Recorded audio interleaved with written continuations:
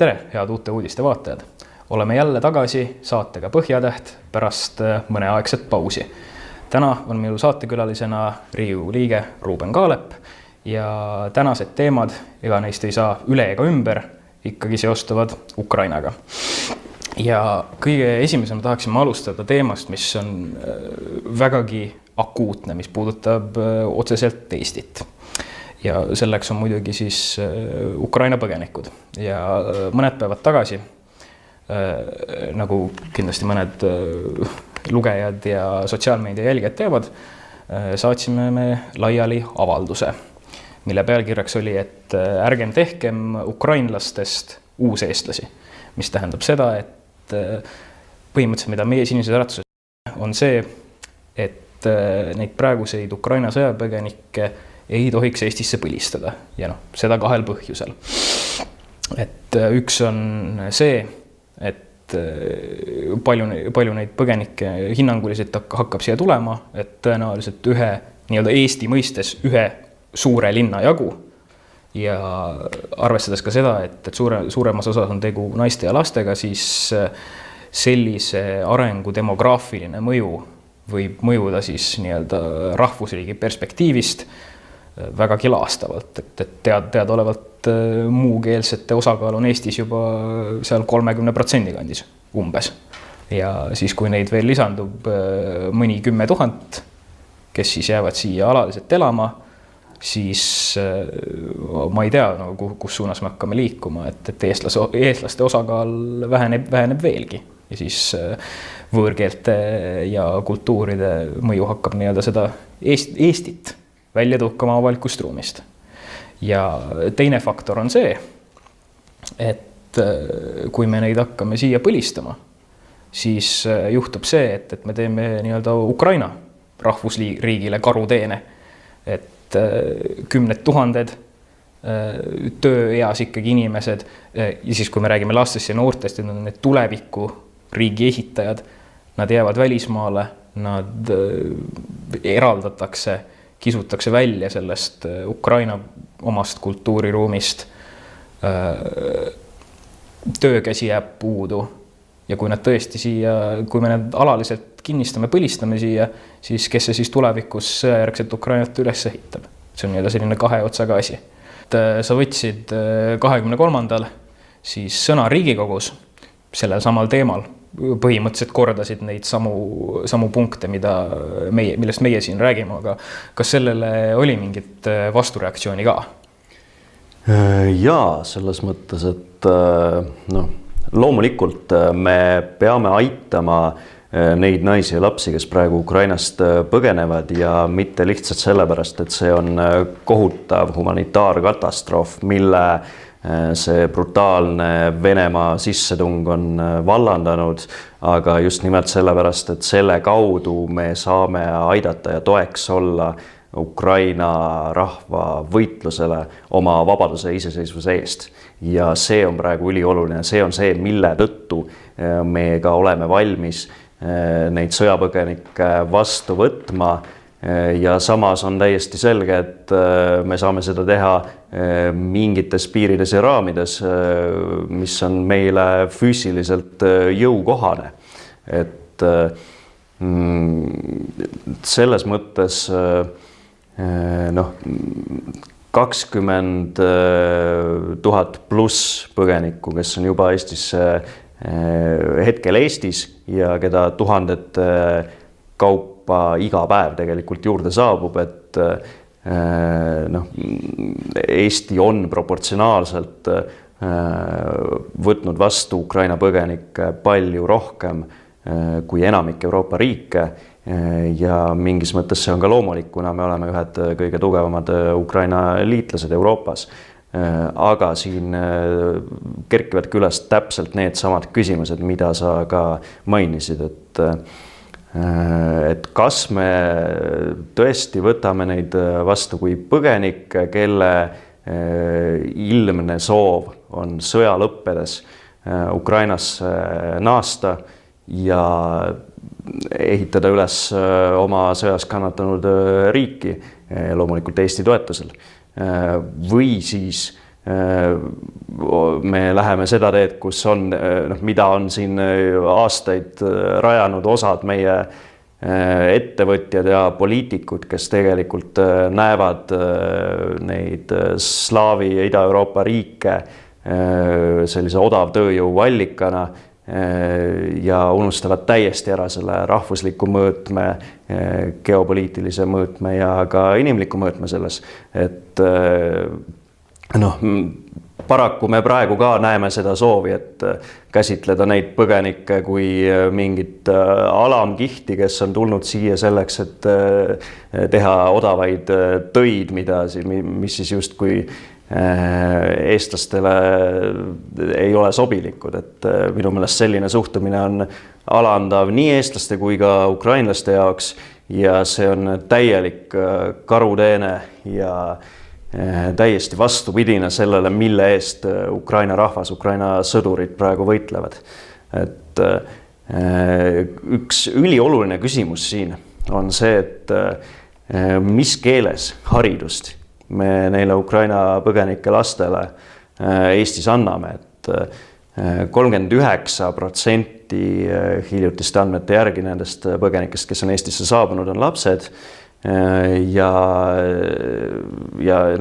loomulikult me peame tegelema nende hariduse küsimusega ja siin on selgelt välja joonistunud 3 erinevat varianti, et kas me anname neile eestikeelset haridust, kas me anname neile venekeelset haridust või siis me ikkagi pingutame selle nimel, et nad saaksid ukraina keeles, oma emakeeles.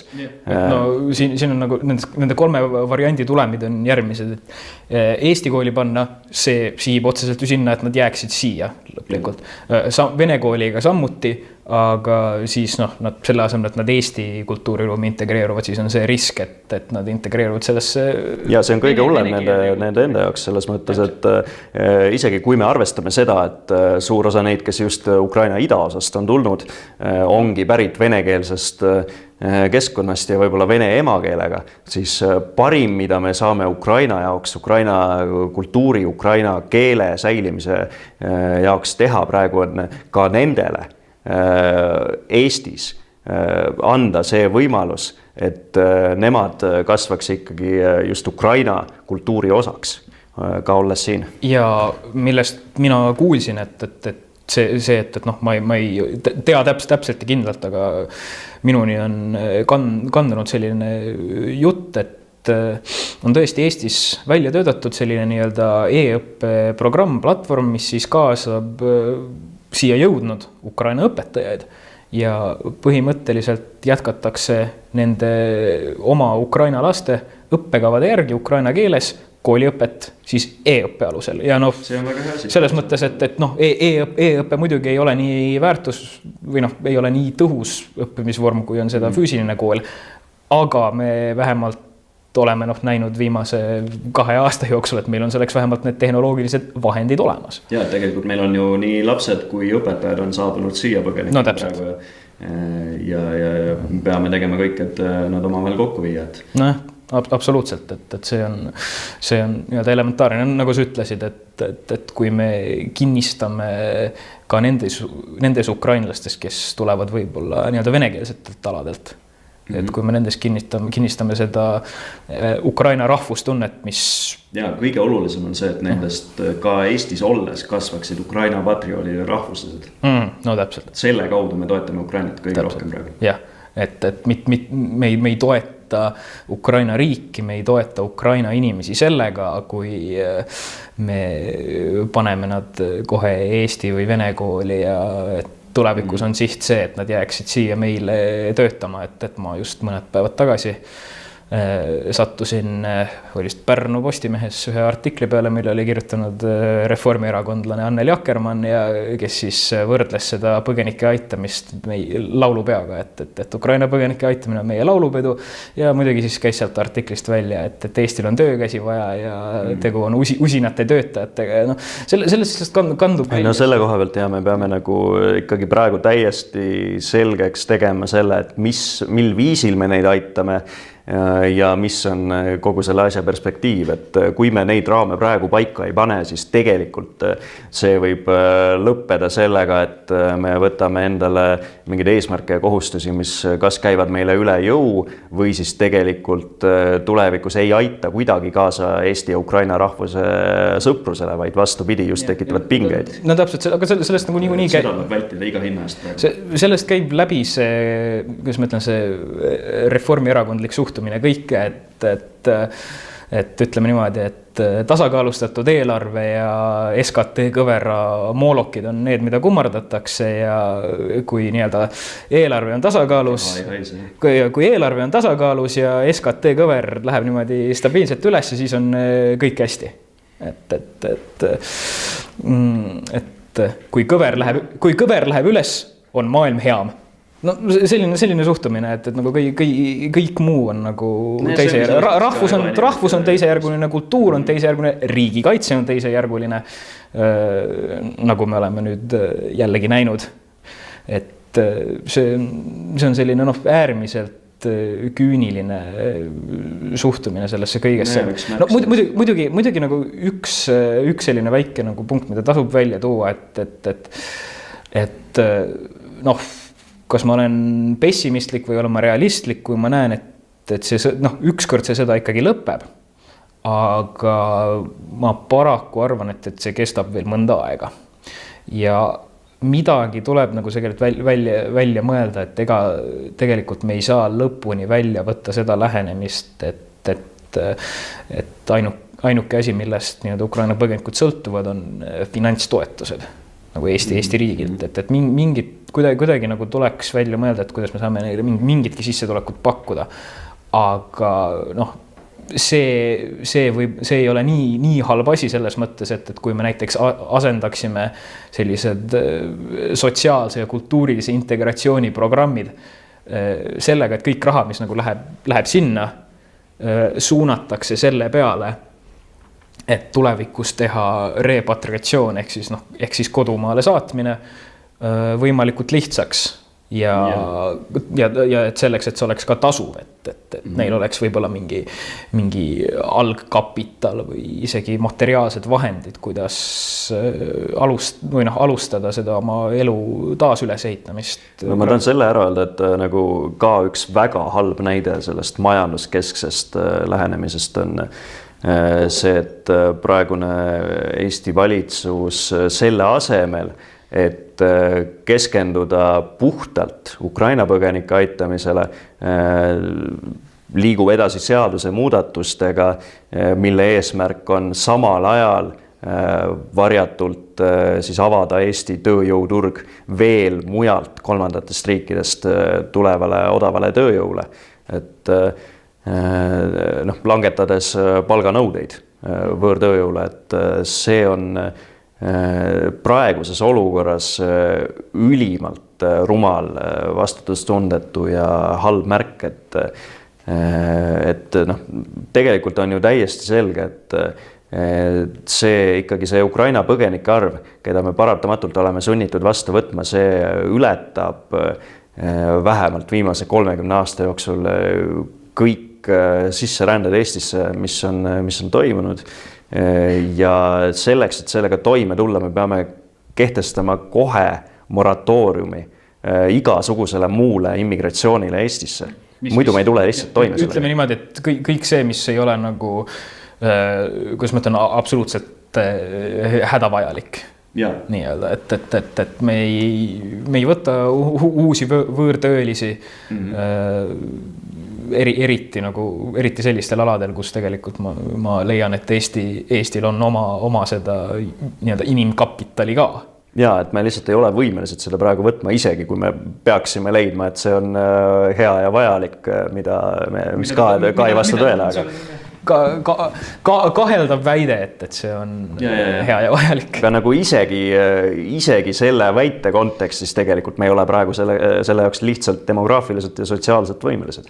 Et teiseks me peame üle vaatama ka kõik need elamisload, mida on väga kergekäeliselt laiali jagatud seni just nimelt odavtööjõule, võõrtööjõule ja nii edasi, et et ikkagi kas need ajutiste elamislubadega inimesed, kas nad kõik praegu peaksid jääma Eestisse, et noh, see on siin selge nagu tööpõld, millega valitsus peaks tegelema selleks, et aidata lahendada juba eos kõiki neid sotsiaalseid pingeid, mis võivad tulla selle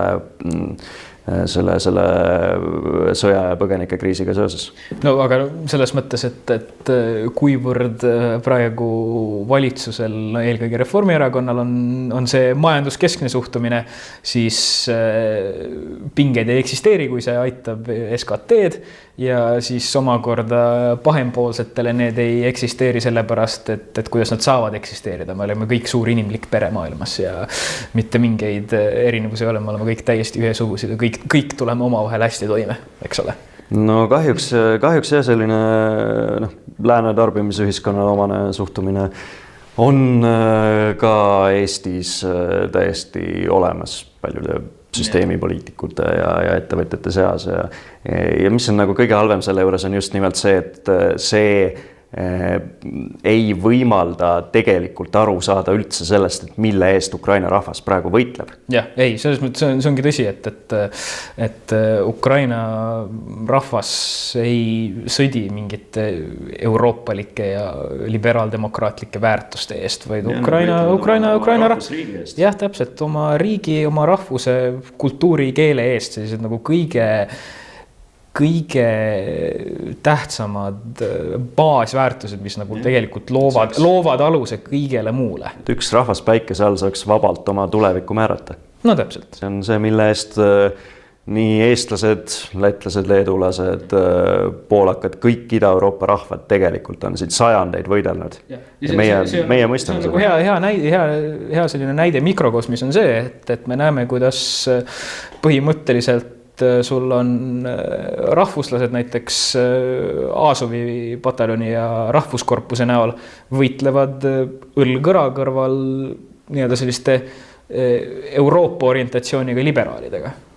Sellepärast, et hea näide on kindlasti ka see Ukraina rahvusvaheline leegion, mis nüüd on loodud Ukrainas, kuhu on läinud vabatahtlik enamasti Euroopa riikidest, ma tean ka Eestist on eestlasi sinna läinud, aga samal ajal on ka mujalt maailmast tulnud sinna Lõuna-Koreast näiteks vabatahtlikke, kes ka tunnetavad seda, et see Ukraina rahvustunne ja see kaitsetahe on niivõrd inspireeriv tegelikult eelkõige eurooplastega kogu nii-öelda vaba maailma jaoks, et see on midagi hoopis muud, hoopis teistsugust kui see väärtusruum, mida selline liberaaldemokraatlik tarbimisühiskond üritab meile sööta, et see on ikkagi rahvas, kes on päriselt juurtega oma mullas, kes on valmis surema, kannatama, võitlema kuni lõpuni. Need on transcendentaalsed ja mittemateriaalsed väärtused. Et noh, huvitav fakt ka sellest, et üks ju Azovi pataljoni juhtidest, kes minu teada on praegu Mariupolis, eks ole, Deniss Prokopenko on karjalane näiteks. Et see on suuresti rahvaste lahing ida-imperialismi vastu. Zelenskõi ju kuulutas ta Ukraina kangelaseks. No täpselt, väga, väga õige. Aga noh, nüüd me hakkame nagu natuke triivima eemale sellest pagulaste teemast, et lähme varsti järgmise teema juurde, aga põhimõtteliselt kokkuvõtvalt öelda selle kohta, et Eesti eesmärk peab olema ajutise abi andmine ja pärast seda siis põgenike Ukrainasse naasmise toetamine ja aitamine materiaalse abi näol. Just nimelt, et see on üks osa tegelikult sõjalisest ja välispoliitilisest abist, mida me Ukrainale anname selleks, et murda Moskva imperialism. Õige, aga Moskva imperialismi murdmisest ma arvan, me saame üpriski sujuvalt liikuda järgmise teemani, mis on siis nii-öelda sellised laiemad geopoliitilised ramifikatsioonid, mis on siis leiavad aset selle sõja jooksul ja siis ka pärast seda. Et oleme näinud tegelikult seda, et kui räägime sellest Ukraina sellest, et kes on tegelikult kõige suurimad sõbrad Ukrainale. Nii-öelda, kes avaldab kõige selgesõnaliselt kõige jõulisemat toetust. Baltimaad, Poola. Just. Et, ja samal ajal me näeme ikkagi seda argust, seda hirmu, seda selgrootust nii paljude lääneriikide poolt, kelle peamine abi Ukrainale piirdub ikkagi selle sõnapaariga, et oleme sügavalt mures. Jah, no selles mõttes ma nagu praegu mängin siin natuke vanakuradi enda advokaati sellega, et ma tegelikult saan aru, miks nii-öelda selline kõige laiaulatuslikum abi, mis siis oleks muidugi see lennukeelutsoon, siis miks seda ei taheta teha, et ma lihtsalt praegu nagu näen seda realistlikus perspektiivs, et see ei ole lihtsalt füüsiliselt teostatav, sellepärast, et siis tekib vältimatult eskalatsioon ja see on eskalatsioon, millele tegelikult lääneriigid veel praegu ei ole valmis vastama. Asi oleks võib-olla tõesti teine, kui praegu olekski Poolas ja näiteks Baltimaades mitme brigaadi jagu näiteks NATO vägesid ja tugevad lennueskadrillid, soomusbrigaadid, kõik see, siis oleks nagu, ja tõesti siis ka see, et oleks poliitiline ja ka sotsiaalne valmisolek teistes NATO riikides tegelikult selline, et jah, sellest võib eskalatsioon tekkida, aga me oleme nagu valmis seda taluma. Ja seda praegu lihtsalt ei eksisteeri, et sellepärast ma saan aru.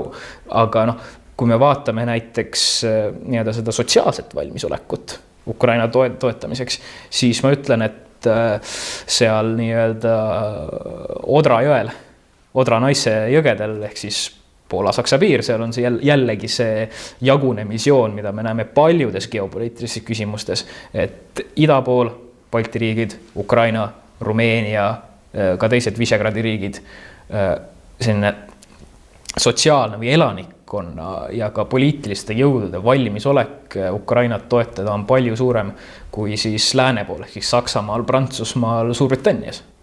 Ma selles osas natukene vaidlen vastu, et ma arvan, et hirm sellise palju selgema otsesema sekkumise ees, et sellest võivad mingid halvad tagajärjed tulla, ei ole põhjendatud. Esiteks, Venemaal ei ole lihtsalt jõudu praegu, et rünnata isegi Baltimaid või Poolat või teisi NATO riike, et täiesti selgelt nad on kandnud nii suuri kaotusi Ukrainas ja kogu see armee, mida nad ju seal ehitasid üles eelmise aasta kevadest peale, et see on ikkagi nii haledalt lüüa saanud, et praegu ei ole mõtet karta seda, et Venemaa nüüd mingil väga laial skaalal hakkaks eskaleerima, ja teiseks ongi nagu see, et selline hirm ja eelkõige hirmu välja näitamine lääne liidrite poolt on asi, mis on Venemaa jaoks kõige suurem liitlane. On just see kas või need Bideni sõnavõtud, et me kindlasti ei sekku Ukrainas või Macron või kes iganes on sarnaseid asju öelnud, et välistanud selle lennukeelutsooni ja nii edasi, et see on just see, mis tegelikult annab signaali, et Putinil on vabad käed Ukrainas ja see õhutab järjest rohkem laiendama oma rünnakuid ka tsiviilelanikkonna vastu, sest tegelikult üks peamisi põhjuseid, miks lennukeelualast räägitakse, on just see, et see kaitseks tsiviilelanikke, keda Venemaa järjest valimatumalt, järjest jõhkramalt tapab, pommitades linnu. Mariupolis me näeme seda, Harkivis me näeme seda, et see asi läheb ikkagi järjest hullemaks ja selles mõttes ukrainlastega suheldes on täiesti selgelt, nagu tuleb välja ka, lennukeeluala on loomulikult peamine asi, mida nad läänelt paluvad ja ootavad ja nad olid ülimalt tänulikud selle eest, et Riigikogu, Eesti parlament oli esimene NATO riikide hulgas, kes ka ütles otse välja, et et me pooldame lennukeeluala kehtestamist. Ei, no selles mõttes ma nagu saan sellest aru, et jah, Ukrainas seda nõuavad ja nagu näen, et see töötaks, see töö kindlasti töötaks, et ma ei kahtle üldse selle efektiivsuses. Teisalt ma ise, miks ma selle nagu teostamises võib-olla natuke kõhklen, ei ole niivõrd hirm Venemaa ees, vaid lihtsalt võib-olla nii-öelda meie enda puudulik valmisolek, et okei, me võime siin nii-öelda jääda eriarvamusele ja nagu tegelikult 100% ei saa kummaski argumendis veenduda, enne kui see on tehtud. et see on lihtsalt spekulatsioon praegu. Aga kuhu ma tahaksin nagu seda nüüd praegu veidi juhtida seda vestlust praegu, on see, et ma rääkisin sellest, et kes nagu tunduvad tegelikult kõige suuremad Ukraina sõbrad praegu ja kõige lähedasemad liitlased. Ja need on just need samused riigid, kes on siis selles potentsiaalses intermaariumi merede vahelises sfääris. Ehk siis just Balti riigid, Poola, terve Visegrad tegelikult, Ukraina, Rumeenia, võimalusel ka... Ungari mitte kahjuks. See on nagu ikka väga suur pettumus olnud. Jah, Ungari on olnud pettumus selles mõttes, et ma tean, millest nende antipaatia Ukraina vastu tuleneb ja see on Ukraina vähemuse ikkagi ma ei taha... nagu lühinägelik, nii kitsarinnaline on mingi väikese piirikonflikti pärast samal ajal, kui meid tegelikult on samamoodi nagu nii ida poolt kui ka lääne poolt tsivilisatsiooniline oht. Ja ei, ma sellega täiesti nõustun, aga selles mõttes jah, ta on lühinägelik, ta on kitsariline suhtumine, aga samas ei saa ka eitada seda, et Ungari vähemussituatsioon Ukrainas on tegelikult halb. Nii-öelda sellise kultuurilis-keeleliselt, et seda nagu me ei saa eitada, aga tõesti see, et... Aga see on puhtalt nagu kahe riigi omavahelise sõbraliku kokkuleppe küsimus. Tegelikult see ei ole mingi suur ja lahendamatu probleem. Meil on palju suuremaid tegelikult ka ütleme Ungari, Rumeenia mingid konfliktid või Ukraina, Valgevene ja nii edasi, et intermaariumi alal on riikide vahel selliseid sügavaid ajaloolisi vastuolusid, mille ületamine nõuab väga suurt pingutust ja ega meie ei saa, meile eestlastena loomulikult, ma olen seda ise ka nagu tajunud, et just nendes riikides käies konverentsidel, kohtudes sealsete rahvuslike liikumistega ja nii edasi, ma olen alati nagu üks mu peamisi jutupunkte, kui ma olen kusagil konverentsil kõnet pidanud, on olnud see, et me peame nagu üle saama nendest ajaloolistest vastuoludest, aga tegelikult ega seda lihtsalt jutu ja heade sõnadega ei saa, et selleks on väga konkreetsed ja väga selged ohud meile kõigile ja rünnakud meie vastu, mis lihtsalt teevad vältimatuks selle koostöö. Ja praegu me seda näemegi. Jah, et see koostöö on vältimatu sellepärast, et kahel rindel me ei saa võidelda, et ühest küljest siis ida-imperialismi ja teisest küljest läänepoolse globalismi vastu. Et see on vältimatus. Kui me tahame luua sellist multivektorilist või multipolaarset maailma, kus siis Kesk- ja Ida-Euroopa rahvusriigid on keskmes. Ja see on hoopis teises mõttes multipolaarne kui see, kui Vene propaganda seda mõtleb, mis tegelikult on lihtsalt alaväärsuskompleks USA ees, et miks nemad võivad maailmas valitseda ja kõike teha, mis nad tahavad ja miks meie ei või. Venemaa peab saama ka oma. Me nagu päriselt nagu selles mõttes see, mida multipolaarsus tegelikult tähendab, et see on hea ja mingis mõttes ka vältimatu asi, et me liigume ju täiesti selgelt ikkagi selliste regionaalsete alliansside ja uute globaalsete subjektide suunas. Jah, et noh, see, kui ma rääkisin sellest multivektorilisest välispoliitikast, siis lugesin paar päeva tagasi meie Poola sõbra rahvusliku liikumise erakonna asejuhi Robert Winnicki kirjutatud artiklit. Noor rahvuslane, intelligentne mees. Olen temaga, sina oled vist ka temaga kohtunud? Ja, kohtusin viimati temaga paar päeva enne seda Vene sissetungi algust. Rumeenias olime mõlemad konverentsil seal see rahvusliku erakonna korraldatud. Et tõesti, et tema on kirjutas oma artiklis sellest, et selleks, et nii-öelda Ida-Euroopa riikidel, et see siin, tema rääkis muidugi Poolast, aga see sama pädeb ka Eestile, et selleks, et meil oleks nii-öelda sellist geopoliitilist manööverdamisruumi, et esiteks on Putini Venemaal vaja nagu sõda kaotada. See on nagu see esimene samm.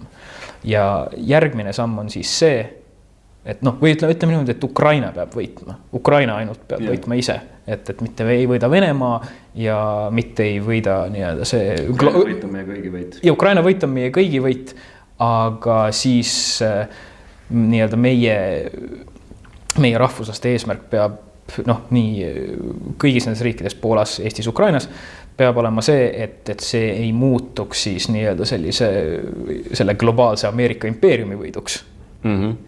Ja praegu ma just näengi kõige suuremat lootust tegelikult ka laiemas plaanis rahvusluse taasärkamisele kogu meie regioonis, et mida Ukraina, nagu juba öeldud, oma sellise ikkagi ülitugeva, täiesti imekspandava kaitsetahte ja vapruse ja rahvustundega meile kõigile eeskujuks olles täiesti kehastab seda kõike, mis tegelikult on see Intermariumi idee. Et siin nüüd ongi see, et kes on need riigid, kes on võib-olla piisavalt tundlikud ja tajuvad esimesena seda, et meil on ühine saatus terve sellel regioonil. Et need, kes seda praegu ei taju ja kes proovivad mingeid oma diile teha või oma mingit neutraalseks jääda selles kõiges, et nemad ka paratamatult varem või hiljem on sunnitud ikkagi endale liitlasi leidma, keda nad saavad päriselt leida ainult nende riikide hulgast, kellega on sama geopoliitiline olukord ja sama saatus. Jah, et sellepärast, miks ma näengi seda Poolas seda rahvuslikku liikumist ehk siis Ruch Narodovi, näen neid nii-öelda tähtsama ja tugevama liitlasena meile kui näiteks õigust ja õiglust, sellepärast, et rahvuslik liikumine, mis on siis õige, on see võimupartei, sellepärast, et nende eesmärgiks on see Atlandi-tagune koostöö. Ja mis tähendab seda, et neil lihtsalt ei ole nagu perspektiivi 21. sajandile, et nad on sisuliselt kinni külma sõjatunus. Neil on käed seotud ja nad on väga suures segaduses sel hetkel, kui mis paratamatult juhtub, et lääs enam meid ei saa toetada. Ja mis on see 21. sajandi perspektiiv nendele Ida- ja Kesk-Euroopa rahvusriikidele, on see, et me tõesti nii-öelda hakkame oma kurssi looma. Me oleme ajaloo ja oleviku ja tuleviku, me oleme subjektid. Yeah. Meie loome, meie mõjutame, et praegu nagu see euroatlantiline integratsioon, millest Eesti on osa võtnud ja millest ka lääs tahab, et Ukraina osa võtaks, siis see nagu vältimatult viib selleni, et me oleme selles suures läänelikus sfääris, me oleme lihtsalt perifeerias, et meie mõju on nullilähedane. Me oleme, Ukraina puhul on see, et see on lihtsalt uus turg toorainetele ja töö. Selles mõttes ma arvan, et kui Ukraina saaks Euroopa Liidu liikmeks, see oleks võit meile kõigile, sest see tähendaks, et jõudude tasakaal Euroopa Liidus nihkuks väga selgelt itta. Ja nihkuks just konservatiivsete, parempoolsete rahvuslike jõudude kätte, sest instinktiivselt, olemuslikult Ukrainaga, Poolaga, kõigi nende maadega me oleme ühel poolel selle globaalse tarbimisühiskonna vastu. Ja ei, see on tegelikult väga õige, et selles mõttes nagu puht strateegilistel kaalutlustel tegelikult oleks hea, et Ukrainast saaks Euroopa Liidu liige.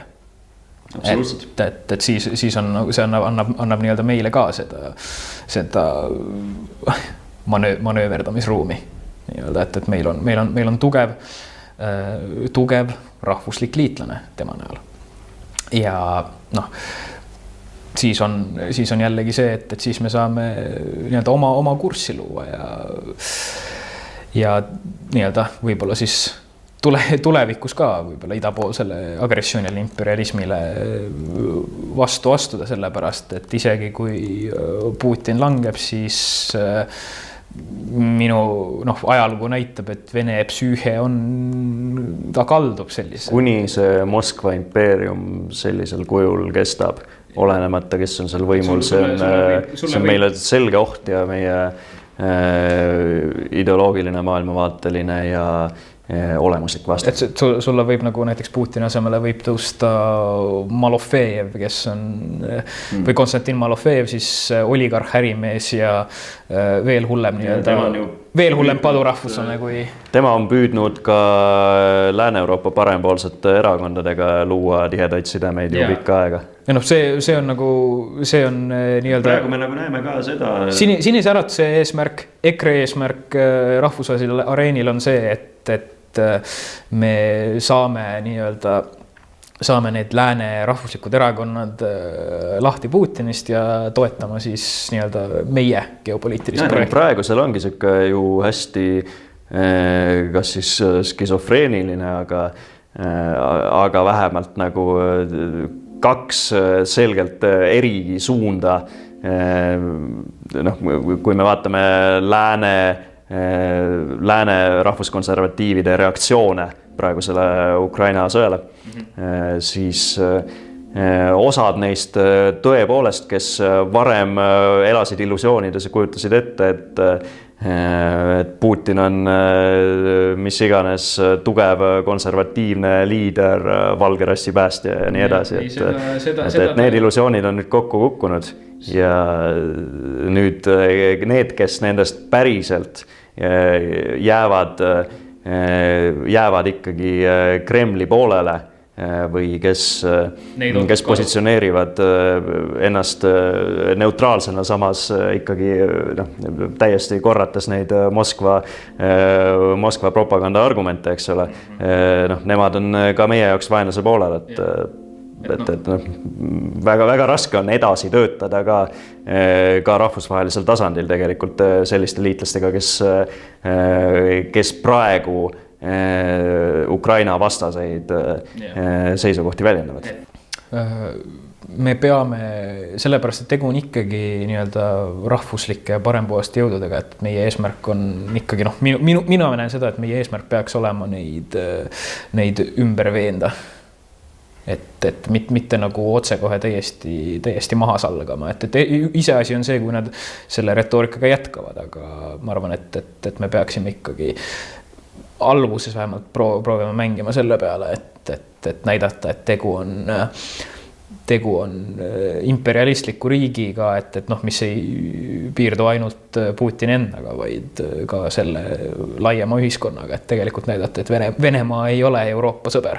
No selles mõttes praegu on see moment, kus vähemalt eurooplased, ma arvan, peavad selgelt poole valima.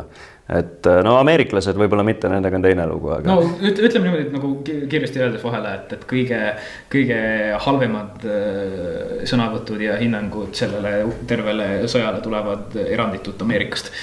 Ja paraku küll, et ja seal on ju ka tegelikult Kremli propagandamasin aastaid teinud tööd just nimelt selle nimel, et võita enda poolele. USA konservatiivid, nad nii-öelda vihkavad oma valitsust nii piisavalt palju, et olla nagu põhimõtteliselt kollaborandid vaenlasega. Samal ajal, kui tegelikult nende oma valitsus ka ikkagi teeb igal võimalusel võimalikult vähe, et Ukrainat päriselt toetada. Jällegi üks põhjus, miks me ei tohiks nendest üleliia sõltuda, aga üks punkt, kuhu ma tahan nagu veel jõuda, on see, vaata ma rääkisin, et see nii-öelda see imperialistlik ideoloogia, see ei piirdu ainult juhtkonnaga, vaid ka ühiskonnaga. Või see laieneb ühiskonnale ja noh, ma arvan, ja isegi vene lastele ja ma arvan, üks väga hea näide on see, et kuidas me ühest küljest tugevdame oma rahvuslikkust Eesti riigis ja kuidas me ühest küljest toetame Ukrainat ja kolmandaks, kuidas me nii-öelda paneme plokki sellele Vene imperialistlikule ideoloogiale on see, et keelustame näiteks 9. mai. Ja, et just paar päeva tagasi anti politsei poolt luba selle jaoks, mis on nagu minu arvates täiesti mõeldamatu praeguses olukorras, et tegelikult ma võtsin ette ka korrakaitseseaduse, kus on konkreetselt punktide kaupa 4 punkti, mille alusel see peaks olema juba keelatud koosolek, kuna see on suunatud, selle tegelik sõnum on ju selgelt suunatud ka Eesti iseseisvuse territoriaalse terviklikkuse vastu. See praeguses olukorras selgelt kannab sõjapropagandat, kuna mis on selle 9. mai ürituse sisu, eks ole, meenutatakse Nõukogude armee võitu Eesti üle põhimõtteliselt. Ja, nii Eesti kui kõigi teiste Euroopa rahvaste üle. No, üks asi on nagu see, et kui sa nii-öelda viid lilli näiteks oma sõjas langenud sugulase juurde, aga see, et sul on reaalselt selline nagu džingoistlik, šovinistlik rongkäik, mis reaalselt eesmärk on näidata võimu, mis kiidab kelle käes on võim siin Tallinna kesklinnas, mis kiidab meid vallutanud, orjastanud süsteemi. Ja ütleme niimoodi, et ma leian, et meie kui rahvuslik jõud, meie kohustus on muidugi seaduse raames kõik endast olenev selleks teha, et sellised aktsioonid lõpetada ja neile vastumeelt avaldada. Ja absoluutselt, et see kannab nii selget järjepidevust praegu ju ka kõigi Punaarmee kuritegudega, mida me mäletame ja need linnade pommitamised, vägistamised ja nii edasi Ukrainas, mis praegu toimuvad. See on täpselt sama muster, see on see sama, mida me mäletame kommunistliku Punaarmee poolt, aga veel kaugetesse aegadesse tagasi minnes isegi juba Liivi sõjast, Ivan Julma-aegsed moskoviitide hirmuteod, et see on sama asi, mida me näeme kõik need sajandid järjest oleme tajunud ja see on vaenlane, midagi ei ole teha, terve see impeerium, see on Euroopa vaenlane. Jah, väga hea. Aga nüüd ma arvan, et me võime hakata nii-öelda kokku võtma, et millest me oleme täna rääkinud, et Eesti kohus ja roll on aidata sõjapõgenikke, aidata neil kultiveerida seda Ukraina rahvustunnet ja siis pärast seda neid aidata kodumaale naasmisega, et tärkav Ukraina rahvusriik saaks jälle uuesti üles ehitatud veelgi tugevamaks. Ja see on parim viis, kuidas me panustame ka Intermariumi koostöösse. Absoluutselt, ja see oli see teine punkt, millest me rääkisime, et sellega me panustame nii-öelda selle uue geopoliitilise ploki loomisesse, kus on üksmeelsed rahvuslikult meelestatud riigid, poliitilised jõud, kes töötavad siis nii-öelda suveräänsuse, rahvusmeelsuse, ühise aitamise või ühise abistamise põhimõtete järgi. Ja selles mõttes, et siis me ei allu ei ida imperialismile ega lääne globalismile, mis tegelikult soovivad. Dekadentsele patsifismile. See selleks, aga põhimõtteliselt, et me ei allu jõududele, mis soovivad seda meie rahvuslikku ideaali hävitada. Ja kolmandaks siis see, et me võime oma igapäevastes tegudes, manifestatsioonidega, sõnavõttudega seista vastu just sellistele imperialistlikele ja globalistlikele ilmingutele meie avalikus ruumis. Jah, väga õige, et Eesti Ukraina eest. Eesti Ukraina eest. Aga nüüd ma tahaksin tänada kõiki vaatajaid ja kuulajaid. Aitäh, et jälgisite meid. Loodan, et saite mõtteainest ja kohtume peatselt uuesti.